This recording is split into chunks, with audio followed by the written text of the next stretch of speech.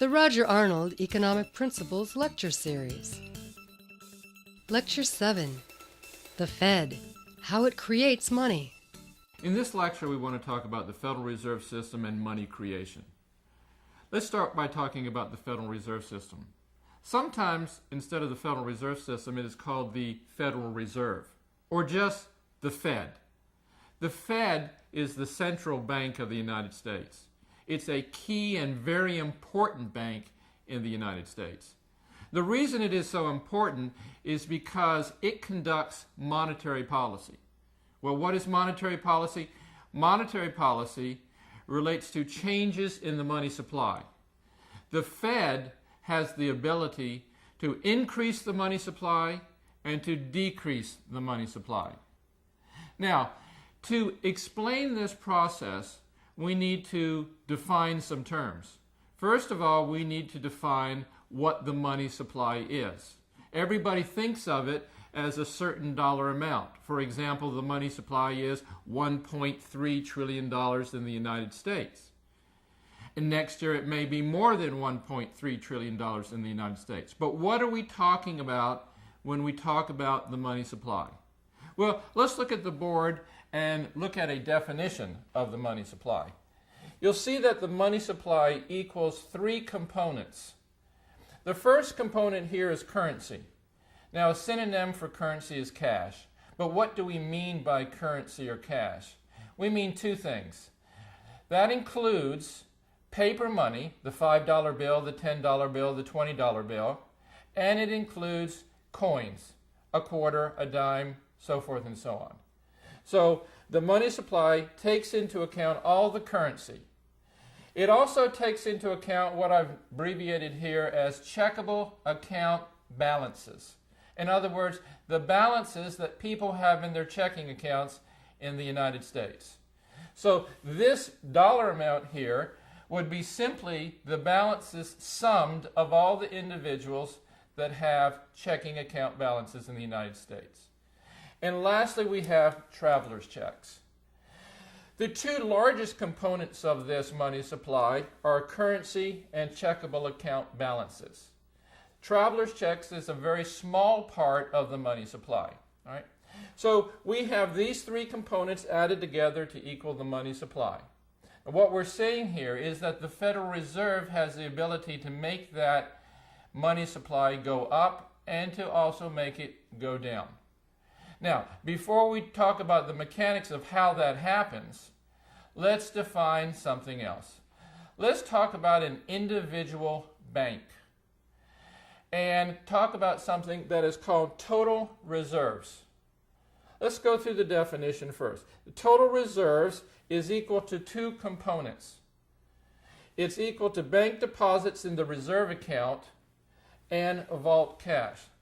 Let me explain both of these terms. Let's take a commercial bank A. Does that bank have a vault in it? Answer, yes it does. Is there some cash in that vault? There is very likely to be some cash or currency in that vault. Right? So it has vault cash. Does this commercial bank also have an account with the Fed? Now let's take a slight detour here for a minute. Think of yourself in terms of having a checking account. You have a checking account with the local bank. Your friends have a checking account with the local bank. Just as you have a checking account with the local bank, the bank itself can have a checking account. But with whom does it have a checking account? The answer is the bank has a checking account with the Fed, with the central bank. The only difference between your checking account and the bank's checking account is that the bank's checking account is called a reserve account. So that is what we're talking about here in this component. Bank deposits in the reserve account. Now we've defined total reserves. Total reserves, again, are equal to two components. The bank deposits in the reserve account, or the bank deposits in its checking account with the Fed, plus the vault cash. Now, with that in mind, we have to ask ourselves, how do banks, along with the Fed, change the money supply.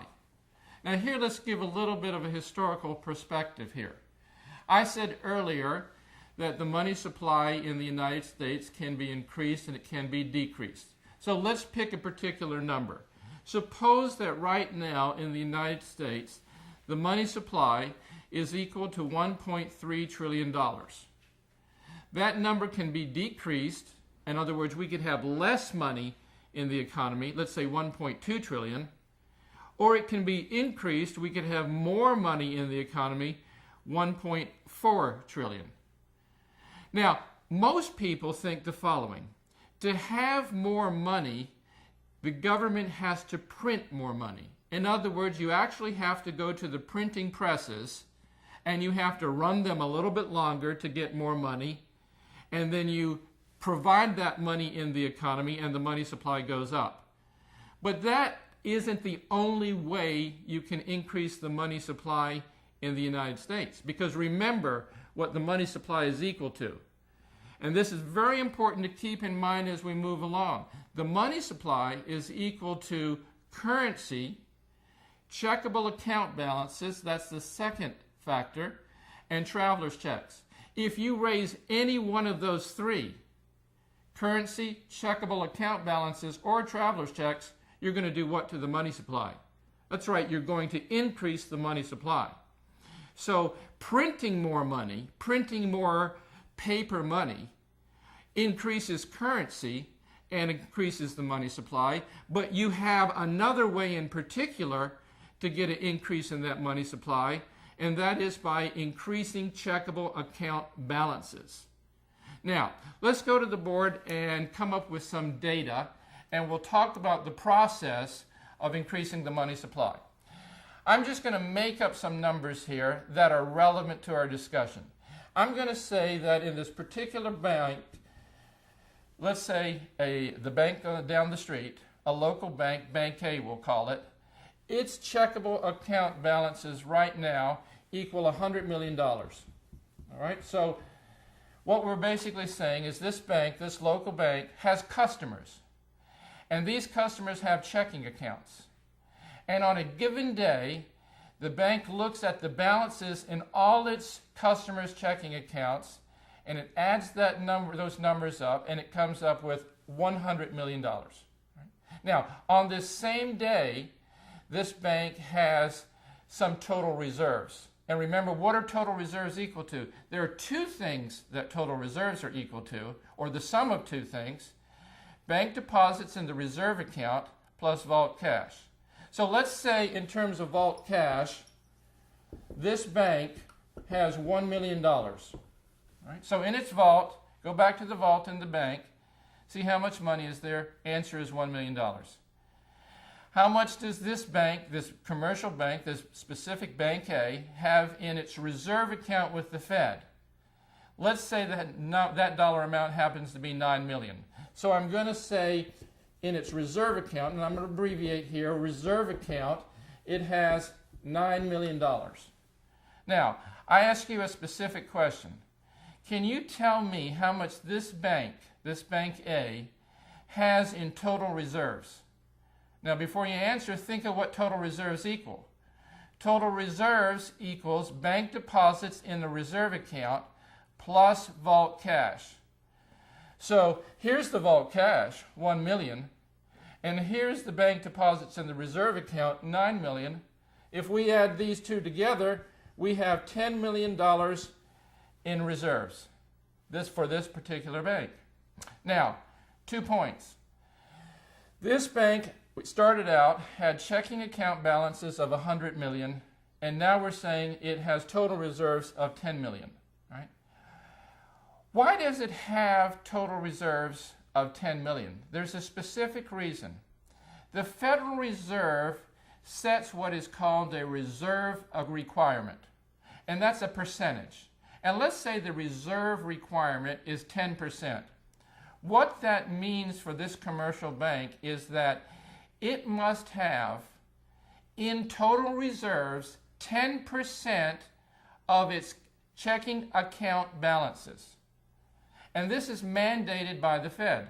So this bank manager here in Bank A says, What do we have in checking account balances? What are the balances of all our customers added up together? And the answer is 100 million. What is the reserve requirement set by the Fed? Answer, 10%. That means that this bank, Bank A, has to have 10% of $100 million in reserves.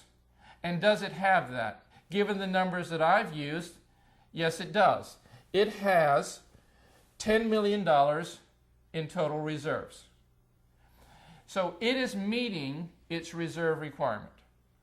Now, let's suppose the following happens. Let's suppose that the Fed wants to increase the money supply.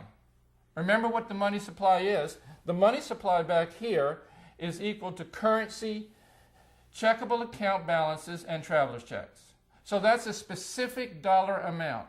And the Fed, the Central Bank of the United States, looks at that specific dollar amount, 1.3 trillion, for example, and says, we'd like to move that up. We need to move that up from 1.3 to 1.4, or 1.35, or 1.45. We need to move it in the upward direction. How are we going to do that? Well, one of the things that the Federal Reserve can do is it can conduct what is called an open market operation. Now, there are two types of open market operations. There's called an open market purchase and an open market sale. And what both of them relate to is the buying and selling of government securities by the Fed. So suppose the following happens. The Fed says, we need to increase the money supply.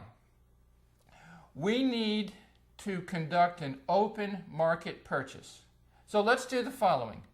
Let's ask banks, Bank A, Bank B, Bank C, Bank D, banks in the banking system, if they have something to sell us. And what they want to be sold to them are government securities. These are bonds that are issued by the federal government. So let's say this Bank A, the bank that we've been talking about, has some government securities in its portfolio. And the Fed goes to Bank A and says, do you have any government securities that we can buy? And the bank says, yes, we do. And the Fed says, well, will you sell them to us? And the bank says, we're willing to sell anything depending upon the price. If you offer a high enough price that we think it's worth it for us to go ahead and sell these, we will do it. So the Fed says, let's say it offers $1 million for the government securities that Bank A has. And Bank A says, sure, given the government securities that we have, we're willing to provide you with $1 million worth of government securities. Now, the government securities go from Bank A to whom? They go from Bank A to the Fed. So the Bank A is relinquishing control or ownership over those government securities and transferring that ownership to the Fed. Now, what is Bank A going to ask for in return? The Bank A wants some money. How much does it want? The agreed upon amount. It wants $1 million. Right? Now, the Fed is going to pay Bank A. It's going to pay Bank A, but this is how it's going to pay it. The Fed is going to say, and let's again look at the board here, the Fed is going to say, Bank A, you have in your reserve account with us $9 million. That's your balance. We are going to change that balance from $9 million to $10 million. Now, at this point, many people think the following happens. The Federal Reserve goes out and gets $1 million worth of currency, a lot of $50 bills and $20 bills totaling $1 million, and puts it into that account. That does not happen. What happens is a very simple process. The Fed simply changes this number, 9 million, in the bank's reserve account to 10. So it just does this. It essentially just deletes the 9 and replaces it with a 10. Now you may say, well, where's the money? Where are the $20 bills and the $50 bills? and I'd say there are no $20 bills or $50 bills in this transaction. This is a simple change in a number, in a computer entry, and it's gone from 9 million to 10 million. Where did the Fed get that right to do that? And the answer is, it got that right to do that from the Congress in 1913, when the Congress passed the Federal Reserve Act, giving this power to the Fed. Some people refer to this as creating money out of thin air. And you can think of this. The Fed is just reaching up into the air and saying, poof, there in your account is an extra $1 million. Now, let's look at the numbers. Is this number still 10 million? Well, remember, this number is total reserves. Total reserves equal vault cash plus bank deposits that this bank has in its reserve account at the Fed. That dollar amount has just gone from 9 million to 10 million. So what is this? This is not 10 million anymore. This is $11 million. Does this bank right now have too much in total reserves? The answer is yes. How do I know this? Because the reserve requirement set earlier by the Fed was 10%. In other words, the Fed was telling this bank, you better have 10% of your checkable account balances in your bank in total reserves. Well, if we go back, the checkable account balances in this bank are $100 million.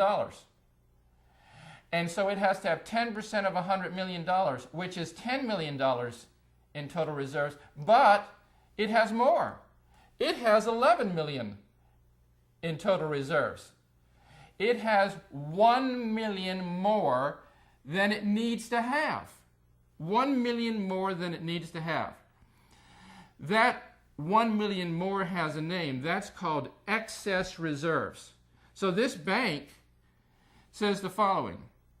We've got $11 million in reserves, but we only need to have 10, according to the Fed, having set the reserve requirement. What are we going to do with the extra $1 million? And the answer is, we are going to extend loans.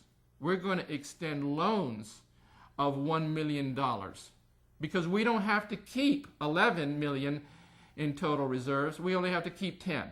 So with that excess reserve of 1 million, this bank is going to create loans. Now let's suppose that I go into that bank one day and I need a $1 million loan. And the bank manager says, fine, let's look into your credit history. We want to know if you're going to pay us back. What are you going to use the $1 million for? And let's suppose I pass the credit check. And the bank manager says, okay, we're going to give you $1 million loan. The bank manager is not going to do the following. He's not going to go, or she's not going to go back to the vault, come back with $1 million currency and count it out for me. The way that bank manager is going to extend the loan to me is by saying that I now have with that bank a checking account. And it's going to have my name on that checking account. And that checking account is going to have a number. And the bank manager is going to tell me, you have a balance in your checking account. And I say, well, how much is it? And the bank manager says, it's the amount of the loan that we've granted to you. You have $1 million in that account. Now, think carefully, what has happened to the money supply here? Well, the money supply is equal to, again, 3 components. First component is what? Currency. The second component is what? Checkable account balances. Third component is what? Traveler's checks. Ask yourself this. Have any of those 3 components risen? Has currency risen? No. Have traveler's checks risen? No. Have current account balances risen? Yes. By how much? $1 million. What has happened to the money supply? The money supply has gone up. Lesson learned, the Fed is the one who increased that money supply from what it was to a higher level. Well, how did it do that? Did it go to the printing presses and print up much more money, put it in helicopters and drop it from the sky? No, not at all. It bought something. It conducted an open market purchase. And what was it purchasing? Government securities from Bank A. And how did it pay Bank A? By increasing the dollar amount from $9 million in that reserve account for Bank A to what? $10 million. How did it do that? It just changed the number. It eventually created money out of thin air. The money supply has gone up. Right? Now, this is hard to remember unless you go back to the definition of the money supply. The money supply is what? 3 components: currency, checkable account balances, and traveler's checks. In the open market purchase, what did the Fed do? It raised the second component that we mentioned, the checking account balances, and as a result of that, the money supply went up. So we've seen here today that the Fed, which we earlier said is a very important bank. Why is it a very important bank? Because it has control over the money supply. It can increase and decrease the money supply. I hope to see you for our next lecture.